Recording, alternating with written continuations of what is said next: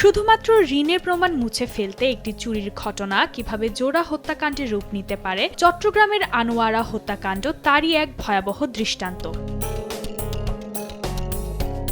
পুলিশের সূত্র অনুযায়ী অটোরিকশা কেনার জন্য আনোয়ারার সুজন বড়ুয়ার কাছ থেকে সুদে 1,70,000 টাকা ধার নেয় তার নিকটাত্মীয় তেজু বড়ুয়া। মূলত সেই ঋণের প্রমাণপত্র বা স্ট্যাম্পটি চুরি করতে গত 13 জুন রাতে সুজনের ঘরে ঢোকে তেজু। 1,70,000 টাকা, এটা আমরা ভিকটিমের স্বামীর সাথেও কথা বলেছি। স্বামী বলেছে 1,70,000 টাকা তাকে এই অটোরিকশা কেনার জন্য ধার দিয়েছিল। তবে চুরির এক পর্যায়ে পরিবারের সদস্যরা জেগে উঠলে এবং তেজুকে চিনে ফেলায় ধরা পড়ার ভয়ে পকেটে থাকা ছুরি দিয়ে মা অ্যানি বড়ুয়া এবং মেয়ে প্রিয়ন্তী বড়ুয়াকে আঘাত করে সে। একই হামলায় গুরুতর জখম হয় তাদের 5 বছরের শিশু সন্তান পিয়াস বড়ুয়াও।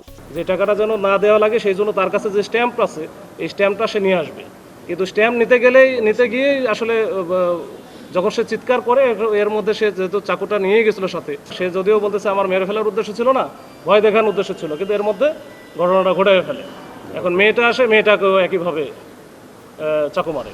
হত্যাকাণ্ডের পর ঘাতক তেজু দ্রুত অবস্থান পরিবর্তন করে আত্মগোপনের চেষ্টা করলেও শেষ রক্ষা হয়নি। তথ্য প্রযুক্তির সহায়তায় 14 জুন রাতেই পটিয়া থেকে তাকে গ্রেফতার করে জেলা পুলিশ। পরে 15 জুন দুপুরের সংবাদ সম্মেলনে এই চাঞ্চল্যকর জোড়া খুনের বিস্তারিত তথ্য তুলে ধরেন চট্টগ্রাম জেলা পুলিশ সুপার মাসুদ আলম।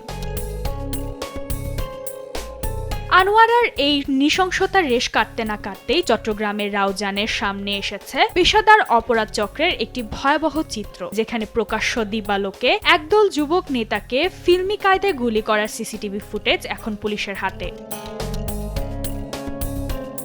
জেলা পুলিশ সুপার জানান, রাউজানের পাহাড়তলী এলাকার এই হত্যাকাণ্ডের কিলিং মিশনে অংশ নেওয়া সবাইকে ইতিমধ্যে চিহ্নিত করা গেছে। মূলত স্বার্থ সংশ্লিষ্ট দ্বন্দ্বের জেরে এখানে একদল ভাড়াটে খুনিকে ব্যবহার করা হয়েছে। শতভাগ আন্তরিকতার সাথে এবং যত আমার চেষ্টা করা লাগে, যত শ্রম দেওয়া লাগে আমরা দিব ইনশাল্লাহ তাদেরকে ধরার জন্য। তবে এটা একটু সময় লাগতে পারে। রাউজানের ঘটনায় এখনো মামলা না হলেও আনোয়ারার মা মেয়ে হত্যাকাণ্ডে আনোয়ার থানায় নিয়মিত হত্যা মামলা দায়ের করা হয়েছে।